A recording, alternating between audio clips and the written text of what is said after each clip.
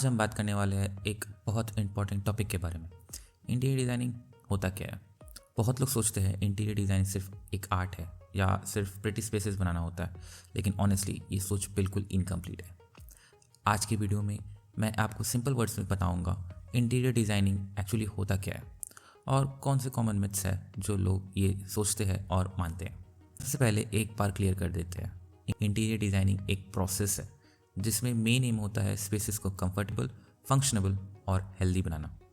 Normally जब हम interior designing के बारे में सोचते हैं हम सिर्फ एस्थेटिक्स पे ही फोकस करते हैं, कलर्स, फर्नीचर, लाइट, डेकोर। लेकिन इंटीरियर डिज़ाइनिंग सिर्फ अच्छा देखने के लिए नहीं होता, ये यूज़र के लिए एक एक्सपीरियंस क्रिएट करना होता है। और यूज़र कोई भी हो सकता है, एक चाइल्ड, एक कपल, एडल्टली पेरेंट्स। हर डिज़ाइन इंसान के लिए होता है, इसलिए हमें उनकी नीड्स समझनी होती है। एग्जाम्पल के लिए सोचिए, अगर आपको अपने क्लाइंट के ग्रैंड पेरेंट्स के लिए डिज़ाइन करना है, क्या आप वही डिज़ाइन बनाओगे जो आप एक किड के रूम के लिए बनाओगे? बिल्कुल नहीं। आप फर्नीचर हाइट अलग रखेंगे, पैसेंजर वाइड रखेंगे, सेफ्टी और कंफर्ट पे ज़्यादा फोकस करेंगे। इसी तरह अगर आप एक ओल्ड एज होम कर रहे हैं तो स्केल बढ़ जाता है, रिस्पॉन्सिबिलिटी बढ़ जाती है। आप सिर्फ एक रूम नहीं, पूरी लाइफ एक्सपीरियंस डिज़ाइन कर रहे होते हो।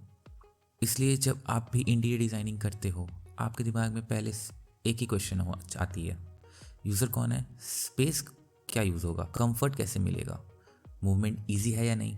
इंटीरियर डिज़ाइनिंग का पहला गोल होता है कि functionality, comfort, healthy lifestyle. Aesthetics important है, बिल्कुल है, लेकिन लास्ट में। अगर स्पेस सुंदर है लेकिन उसे यूज़ करना डिफ़िकल्ट है तो वो डिज़ाइन फेल हो जाता है। Common myths about interior designing. Myth number 1, interior designing सिर्फ क्रिएटिविटी और एस्थेटिक्स है। क्रिएटिविटी इंटीरियर डिज़ाइन का पार्ट है, लेकिन पूरा डिज़ाइन क्रिएटिविटी पे बेस नहीं है।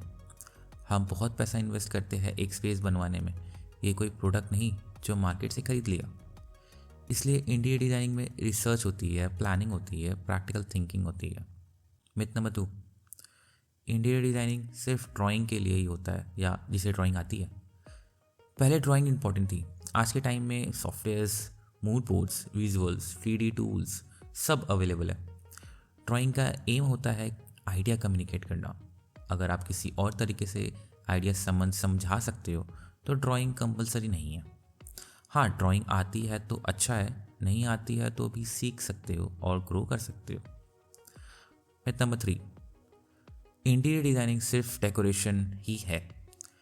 डेकोरेशन इंटीरियर डिज़ाइनिंग का एक छोटा सा पार्ट है।